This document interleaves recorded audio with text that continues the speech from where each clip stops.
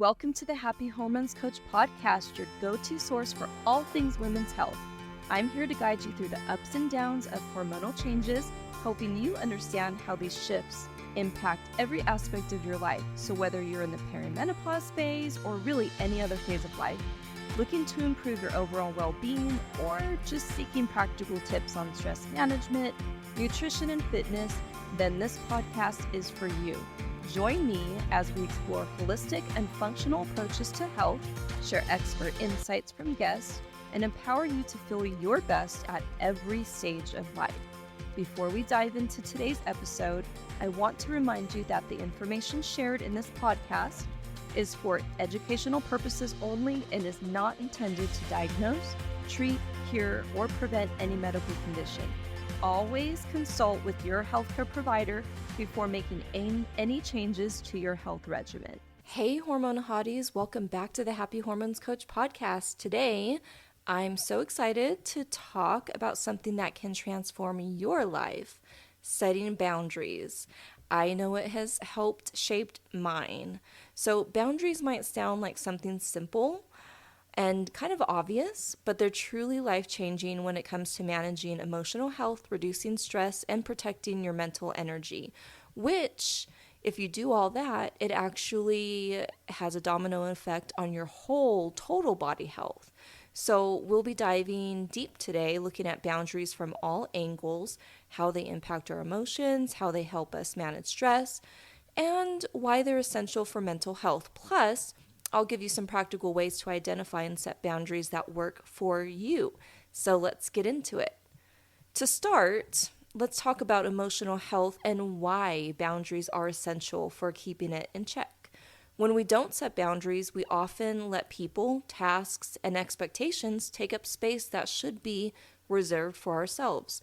This can lead to feeling overwhelmed, anxious, and even resentful. Boundaries provide us with a sense of control and security. They're a way of saying, this is where I end and this is where you begin. And that's so powerful. Saying no or even saying yes is really powerful. Emotionally, this gives us the freedom to feel safe within our own selves and trust ourselves more. Imagine this. You have a close friend who often calls you late at night to vent about their problems. You love them, but you're exhausted the next day. Without setting a boundary, you're saying yes to their needs, but no to your own need for rest. By setting a boundary like, I'm available for chats, but I need evenings for my own downtime, you're protecting your emotional space without losing that friendship. And anybody that really truly loves and respects you will get your boundaries. They will understand. And if not, I would really question if they truly love or respect you, but that's just my opinion. Boundaries do make it possible for us to show up fully in our relationships, at work, and personal lives without feeling drained. And without them, we're not giving ourselves the care that we deserve. Boundaries are also a major stress management tool. Think about it. So every time we say yes to something we really want to say no to, we're adding more stress to our plate, and hello, burnout. So imagine a scenario where you're balancing work, family, and even personal goals. Now add a few favors for friends, last-minute deadlines, social obligations, etc., etc. Sound familiar? And again, this is how burnout begins, or maybe how it ends, or in between.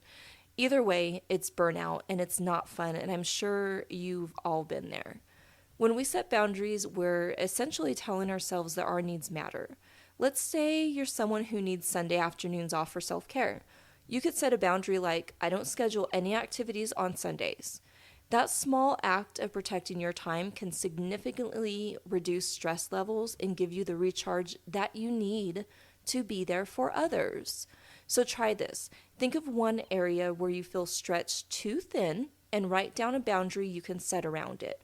It could be as simple as leaving work at a specific time each day, or designating one evening a week as a quote-unquote no commitment night. Now let's talk about mental health for a minute.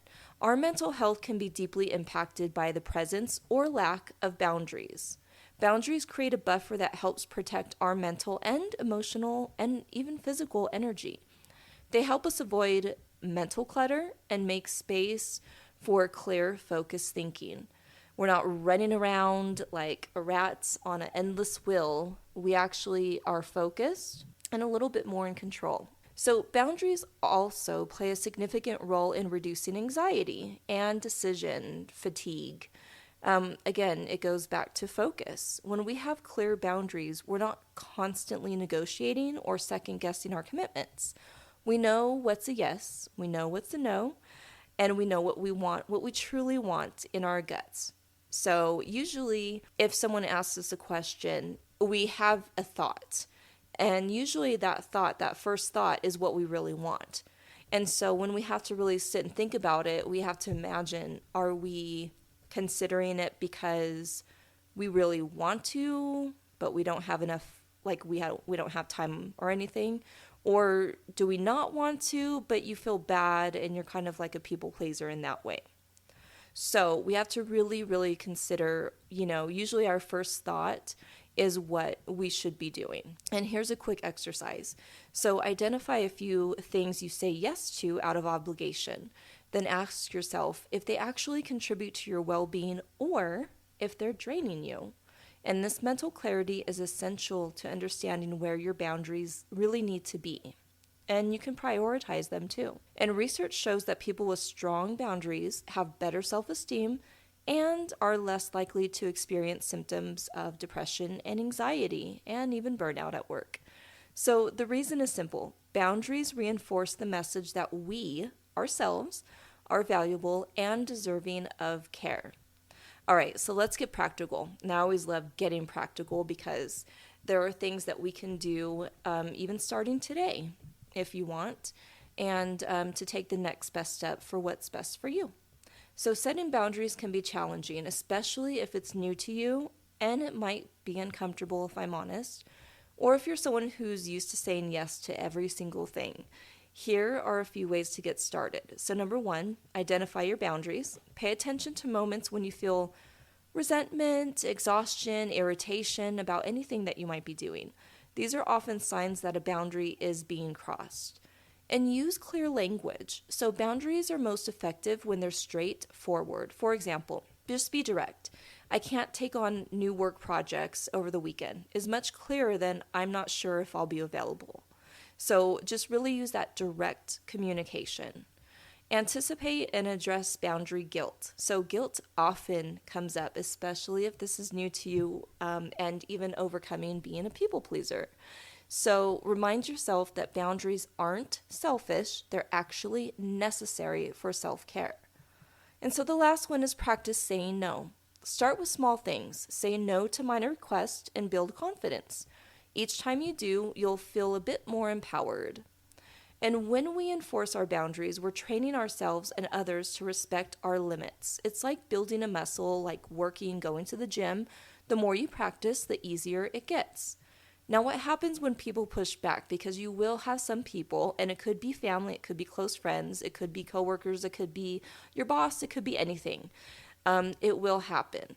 This is one of the most challenging aspects of boundary setting. But remember, not everyone will understand or appreciate your boundaries, but that does not make it any less important. It's so important. And here's a couple ways that you can handle it. So I would say stay calm and consistent. Reinforce your boundary calmly, even if others resist. You have to stick to you. And use I statements. Say things like, I need this time for myself, rather than you're taking up my time. So it keeps the focus on you and not on them. And reframe any guilt. So instead of feeling bad for setting boundaries, try to see it as a form of self-respect because we all need that. And when you stand firm, you're not only protecting your mental health, but also modeling self-respect for others. And especially if you're a parent, this is really good to showcase for your children because they do look up to you. And it just sets that healthy boundary for them as well. And over time, you'll find that these boundaries lead to healthier relationships, less stress, and a more grounded sense of self. Think of boundaries as investments in your well-being. The benefits just keep growing. So I hope that this bite-sized episode has helped you. And I hope you do feel inspired to start setting your own boundaries if you haven't already done so, that really honor your emotional and mental health. And remember, boundaries aren't about keeping people out. They're actually letting yourself in and your needs in first. Each boundary you set is a step toward a healthier, happier you. And if you found this episode helpful, please leave a review and share this episode with anyone you can think of who might benefit from it or any of the other episodes. I'd also love to hear your stories or challenges with boundaries, so feel free to reach out.